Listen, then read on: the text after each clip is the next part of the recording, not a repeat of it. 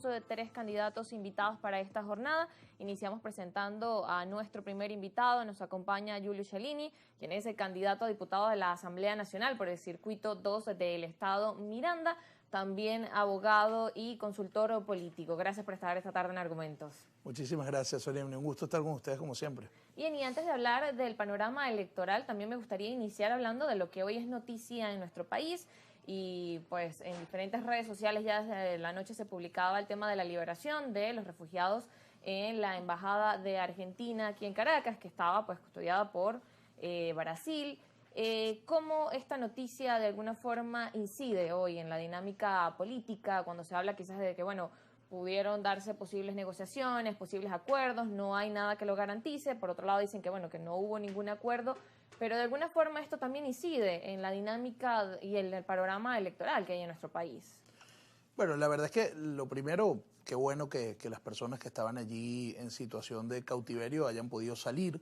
Creo que a pesar de que desconocemos la forma en la cual eso pasó, hasta ahora la información que hay es muy limitada en torno a eso, pero en todo caso creo que es positivo que personas que estaban pues allí y que no, bueno, se había librado una orden de captura en su contra en un momento determinado y que se refugiaron ahí en situación de asilados, hoy puedan estar en libertad. Yo creo que en las próximas horas sabremos la realidad de cómo sucedieron las cosas, pero yo me limitaría en este momento simplemente al hecho de celebrar que ya no se encuentran en esa situación, que además creo que para ellos fue bien complejo pasar más de 400 días en una situación pues en la que esa embajada se convirtió en una especie de cárcel.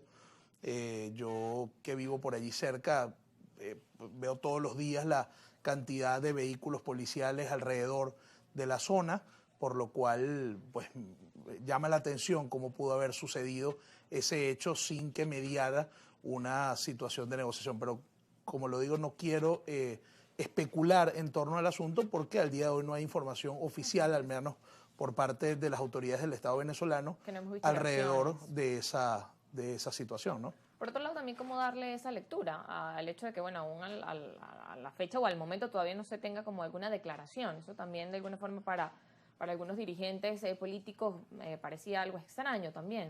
Lo es en definitiva, porque al final la situación de los asilados en la Embajada Argentina por mucho tiempo fue, digamos, un punto bastante llamativo o central en algunos momentos en las noticias del país, ¿no? Por la situación que ellos pues estaban atravesando allí. De tal manera que, pues que se haya producido esta situación y que al momento no haya ninguna declaración oficial en torno a eso es bastante extraño. Sobre todo porque en momentos anteriores, como lo fue por ejemplo el momento en el que salió de esa embajada el doctor Martínez Mótola, hubo una declaración de la Fiscalía, hubo declaraciones por parte de algunas personas vinculadas al gobierno, que hablaron pues oficialmente de lo que había sido su salida de la embajada, se presentó luego en la Fiscalía. Cuando Edmundo González salió del país de manera inmediata, el gobierno venezolano hizo una declaración alrededor de esa situación, por lo cual extraña un poco que casi 24 horas después de que se conoce esta noticia no hay información oficial. Bien, por otro lado también con esta dinámica de, bueno, con preguntarse de si hubo negociación o no. Por ejemplo, hoy estuvo en el canal también Egal Morales y le consultaban también sobre esta situación y él decía, bueno, también hay otras dinámicas donde de pronto no se ha aclarado si hubo negociación o no negociación. Por ejemplo, hablando en el caso, mencionaba en el caso de Capriles, es decir, si su habilitación fue o no fue negociada, cuando él dice que no. También cómo evalúas esos casos y donde también ahora vemos que la palabra, por ejemplo, negociación, diálogo, pues son palabras que son tomadas de alguna forma desde un lado negativo.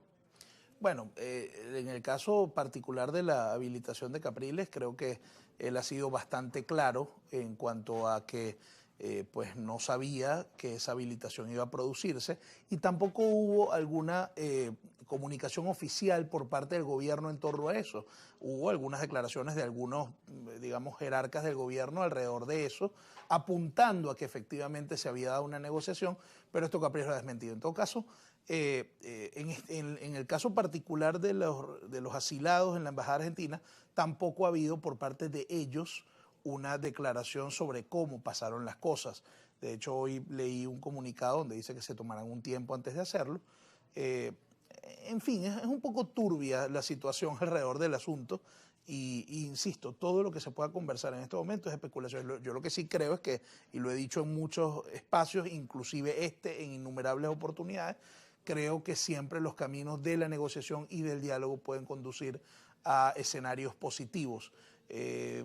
A veces creemos que con las posiciones maximalistas de un lado y del otro se pueden llegar a materializar lo que los grupos políticos aspiran y no siempre es así. Hemos visto en muchas oportunidades como en Venezuela, inclusive lo fue, por cierto, la propia celebración de la elección del 28 de julio, la propia celebración de la elección primaria en octubre del año 23, cómo la negociación permitió que estos escenarios se desenvolvieran. Sin entrar, por supuesto, en la consideración de cómo concluyó el proceso electoral del 28 de julio pasado. Pero bueno, se permitió al menos que la oposición tuviera una candidatura, se permitió al menos que la oposición tuviera la posibilidad de utilizar como herramienta electoral la tarjeta de la unidad, y todo eso respondió a una negociación política que se había dado, de tal manera que la negociación sigue estando vigente, sigue siendo necesaria, incluso en los momentos en los cuales no parece tener sentido o incluso en los momentos en los cuales no parece que una negociación pueda conducir a un feliz término.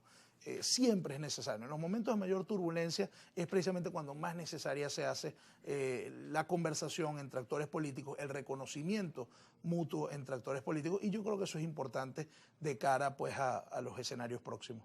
Claro, y que no todas las conversaciones también pueden darse de forma pública. Quizás hay conversaciones que en este momento no conocemos y que, bueno, quizás más adelante y siempre con el tiempo se da a conocer a veces los detalles, a veces sí, a veces no. Pero también, ¿cómo ves ese panorama de avanzar en el tema de negociación? Bueno, ahora hablando de las posturas, por ejemplo, entre Estados Unidos y Venezuela.